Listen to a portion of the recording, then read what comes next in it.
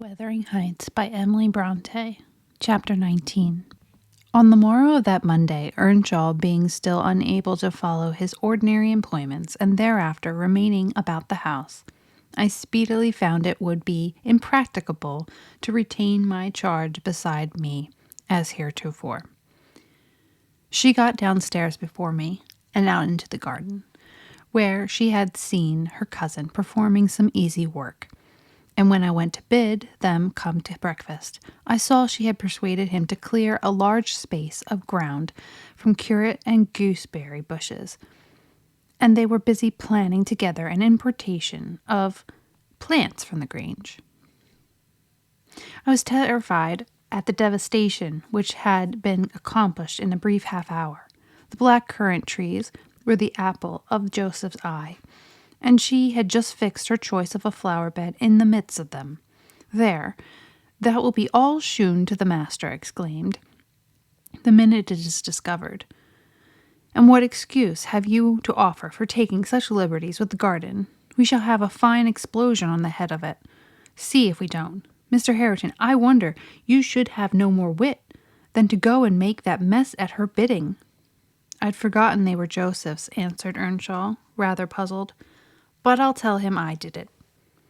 We always ate our meals with Mr. Heathcliff. I held the mistress's post in making tea and carving, so I was indispensable at table.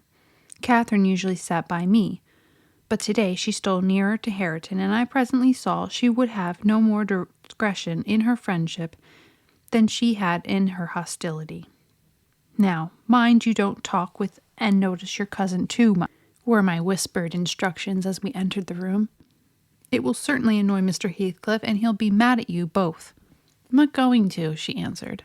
The minute after, she had sidled to him, and was sticking primroses in his plate of porridge. He dared not speak to her there. He dared hardly look. And yet she went on teasing, till he was twice on the point of being provoked to laugh.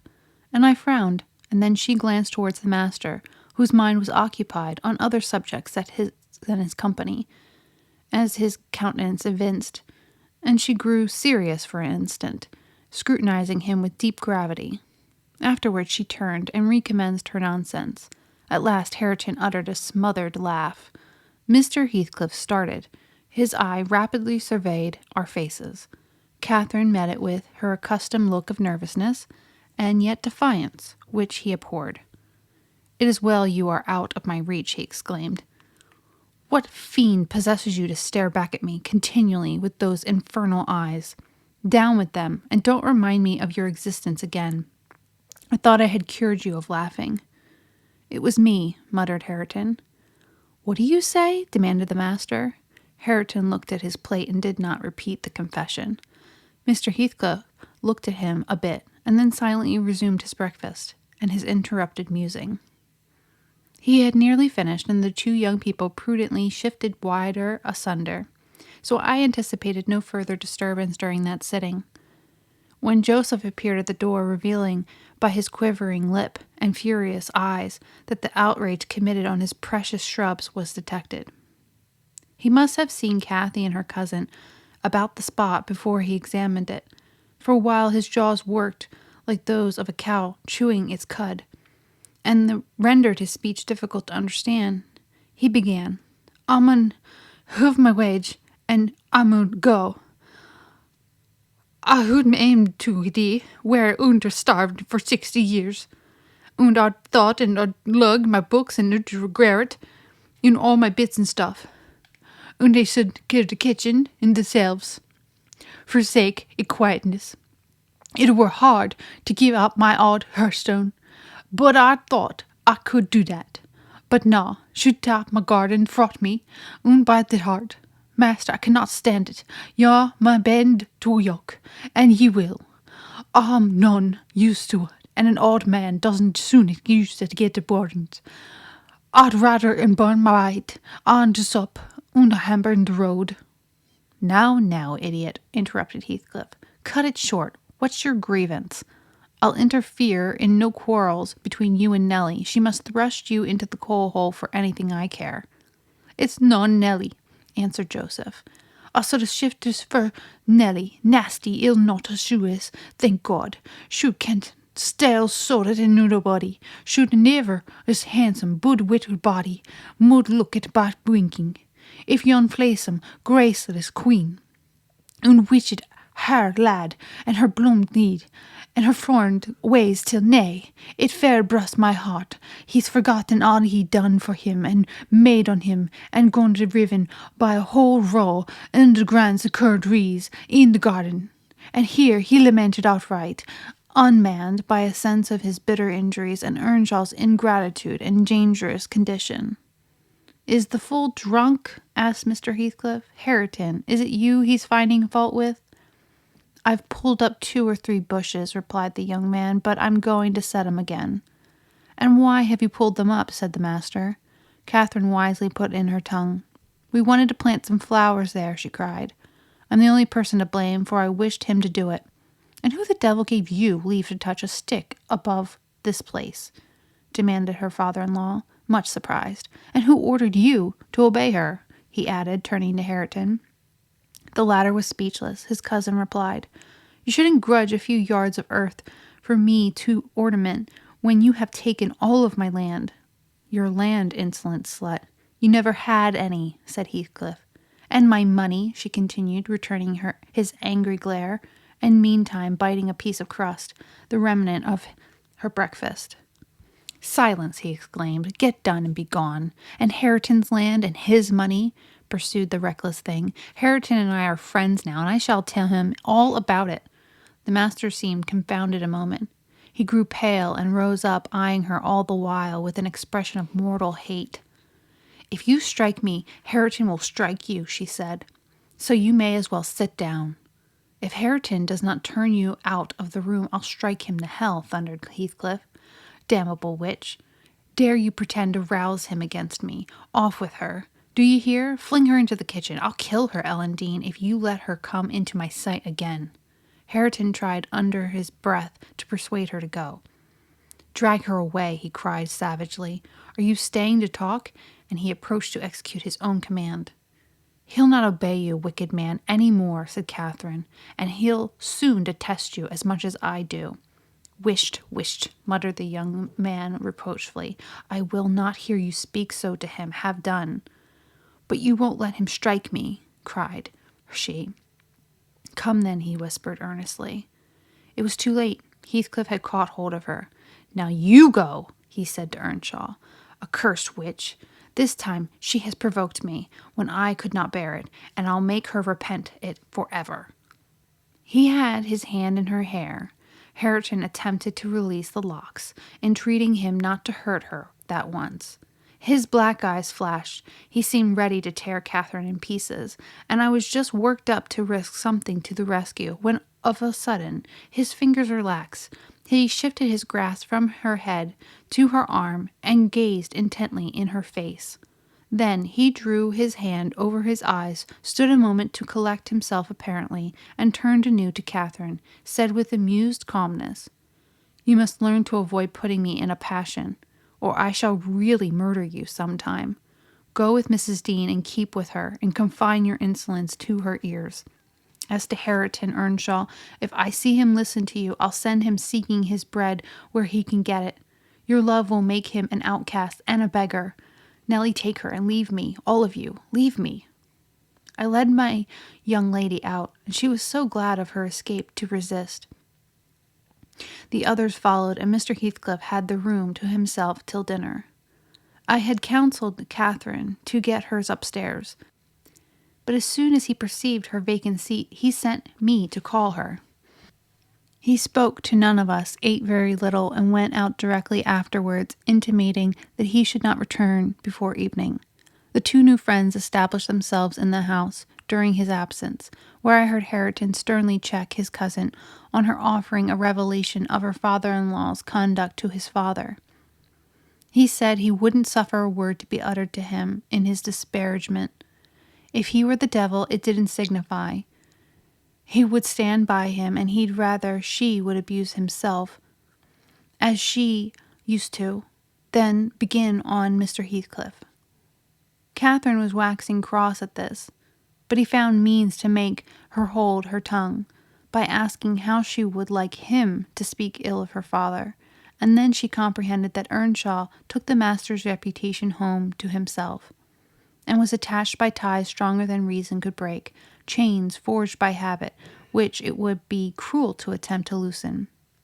She showed a good heart thenceforth in avoiding both complaints and expressions of antipathy concerning Heathcliff, and confessed to me her sorrow that she had endeavored to raise a bad spirit between him and Hareton. Indeed, I don't believe she has ever breathed a syllable in the latter's hearing against her oppressor since.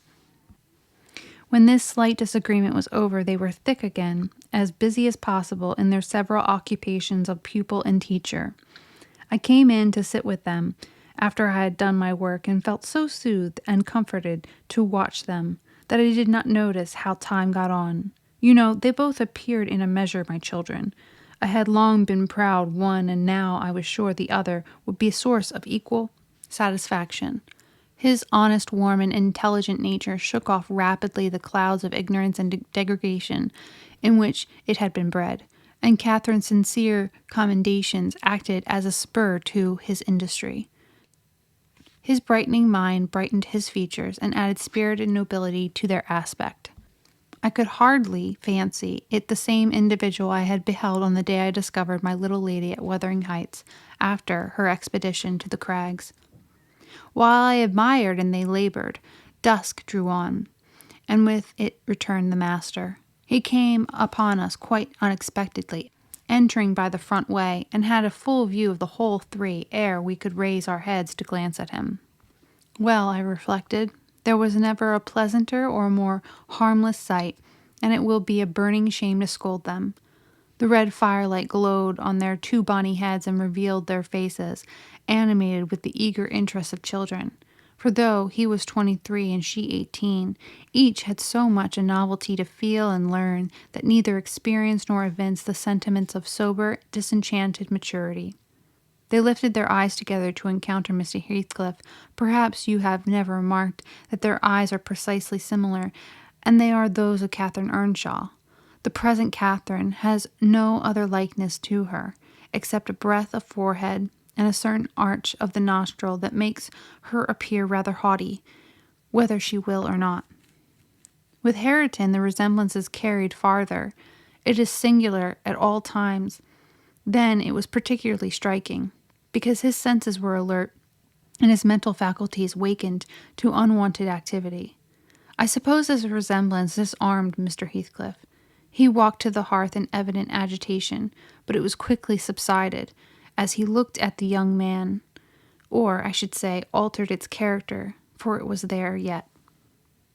He took the book from his hand and glanced at the open page, then returned it without any observation, merely signing Catherine away. Her companion lingered very little behind her, and I was about to depart also, but he bid me to sit still. "It is a poor conclusion, is it not?" he observed, having brooded a while on the scene he had just witnessed. "An absurd termination to my violent excursions. I get levers and mattocks to demolish the two houses, and train myself to be capable of working like Hercules, and when everything is ready and in my power, I find the will to lift a slate off either roof has vanished. My old enemies have not beaten me. Now would be the precise time to revenge myself on their representatives. I could do it, and none could hinder me. But where is the use? I don't care for striking. I cannot take the trouble to raise my hand. That sounds as if I had been laboring the whole time only to exhibit a fine trait of magnanimity. It is far from being the case.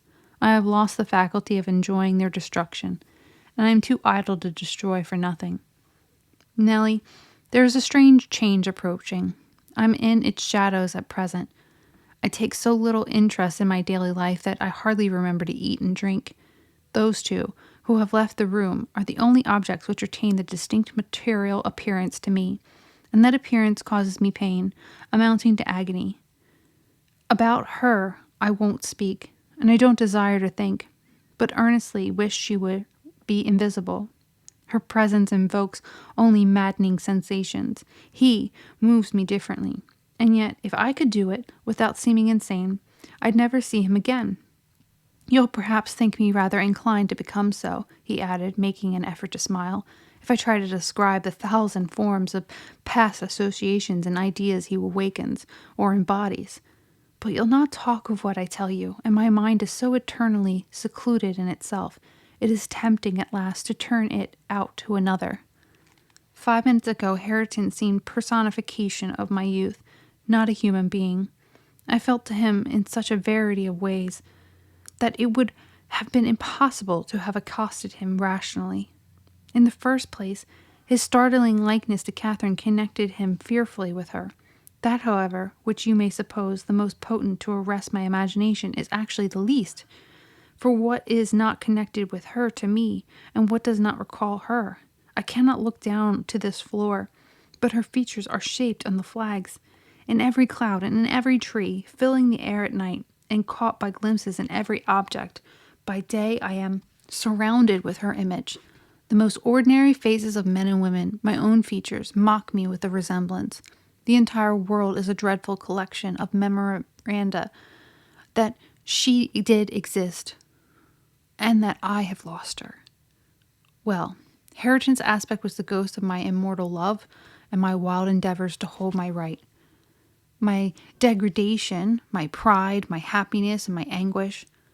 But it is frenzy to repeat those thoughts to you. Only it will let you know why, with a reluctance to be always alone, his society is no benefit rather than an aggravation of the constant torment I suffer. And it is partly contributes to render me regardless how he and his cousin go on together. I can give them no attention any more.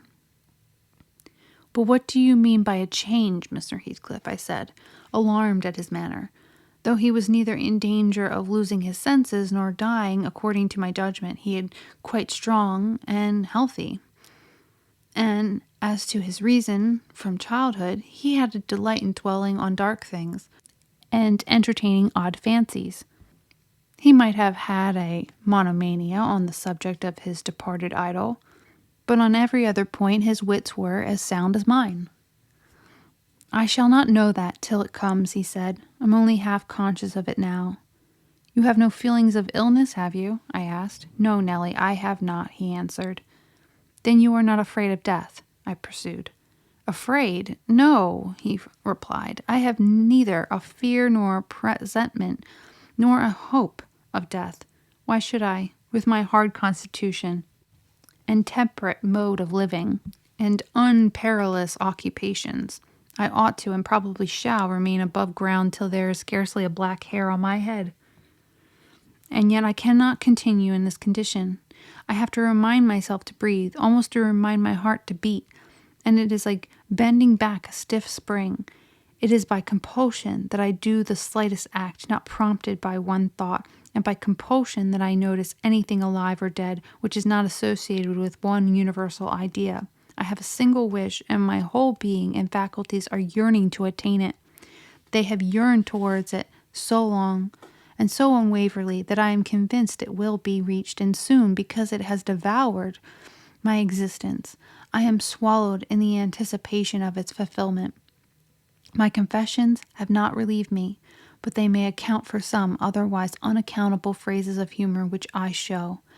Oh God, it is a long fight. I wish it were over. He began to pace the room, muttering terrible things to himself, till I was inclined to believe, as he said Joseph did, that conscience had turned his heart to an earthly hell. I wondered greatly how it would end. Though he seldom before had revealed his state of mind, even by looks, it was his habitual mood, I had no doubt. He asserted it himself, but not a soul, from his general bearing, would have conjectured the fact. You did not when you saw him, Mr. Lockwood, and at the period of which I speak, he was just the same as then, only fonder of continued solitude, and perhaps still more laconic in company.